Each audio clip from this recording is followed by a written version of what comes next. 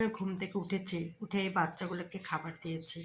এই বাচ্চাগুলোর খাবার দেওয়ার আগে এদের জন্য আমি রান্না করেছি স্যুপ, মাংসের স্যুপ।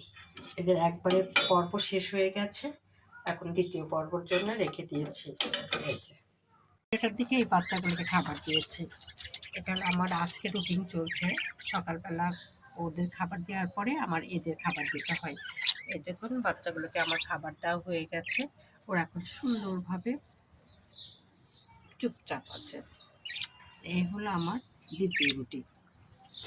তার সঙ্গে আমি এই গাছগুলোতে পানি দিয়েছি, কারণ গরম পড়েছে, প্রতিদিনই গাছগুলোর পানি লাগছে।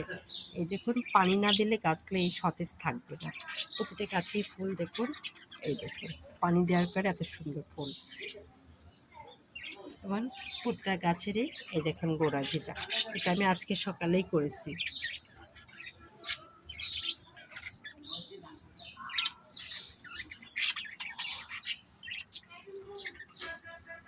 তারপর একটু হলুদ পোলাও রান্না করলাম, কারণ 2 দিন বাচ্চারা ইফতারি করে আর খেতে চাচ্ছে না, তারা একটু ব্যতিক্রম চাচ্ছে। এজন্য আমাদের উত্তরবঙ্গের একটা পোলাও, এটাকে বলে হলুদ পোলাও। এটা ঠিক ভাতের মতো করে রান্না করা হয়েছে।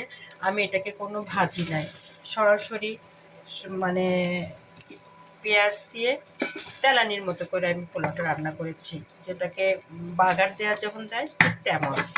এটা রান্না করেছি। এই পোলাওর সঙ্গে একটু গরুর মাংস রান্না করেছি, এই যে গরুর মাংস। আর তার সঙ্গে করেছি একটু ছোলা দিয়ে, খেজুর দিয়ে, একটু মুড়ি দিয়ে খাওয়ার পরে বাচ্চারা খাবে গরুর মাংস দিয়ে পোলাও। তার সঙ্গে থাকবে একটু চিংড়ি। আর রোজার মাসে তেমন কিছু করব না, কারণ ওই রাতের খাবারটা ভাত হবে, ভাতের সাথে চিংড়িটা থাকবে, আর বেগুন ভর্তা করবো, আর ডাল থাকবে। চিংড়িটা এমনভাবে রান্না করব যাতে 2 পর্বে চলে। আর রোজার মাস সব কিছু খুব সীমিত লাগতেছে, অল্পই, বেশি কেউ খেতে চাচ্ছে না। এই জন্য যা রান্না করা হবে একটু হিসাব করে রান্না করা হচ্ছে, যাতে বাচ্চারা খেয়ে শেষ হয়। আর এই পোলাওটা আমি এই জন্য অল্প করে রান্না করছি, যাতে আমাদের শুধু ইফতারির জন্য। এই ইফতারির সঙ্গে আমাদের থাকতেছে হলো গরুর মাংস আর ছোলা, তার সঙ্গে থাকবে হলো একটু চিংড়ি আর হলো সালাদ।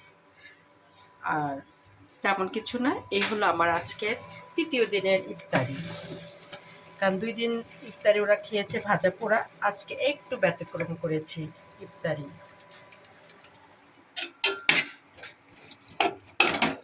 অল্প করে রান্না করেছি গরুর মাংস, যেহেতু 2 বেলা খাবে না।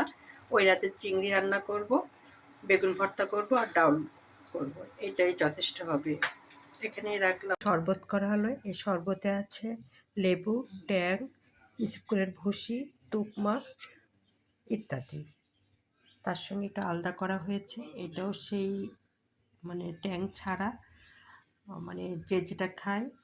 আর শরবত আমাদের বেশি লাগে এই কারণে যে আমিও যে অনেক পানি খাই, আমার মেয়েও ছেলেরাও পানি খায়, যার ফলে শরবত একটু বেশি করেই বানাই রোজার মাসে।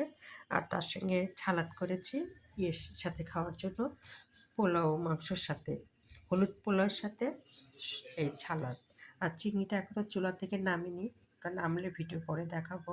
তবে ইফতারের টাইম হয়েছে, হয়তো আর ভিডিও করার টাইম থাকবে না, এই জন্য এখন আমি সব গুছাই ফেলবো টেবিলে। এখানেই রাখলাম। আল্লাহ হাফেজ।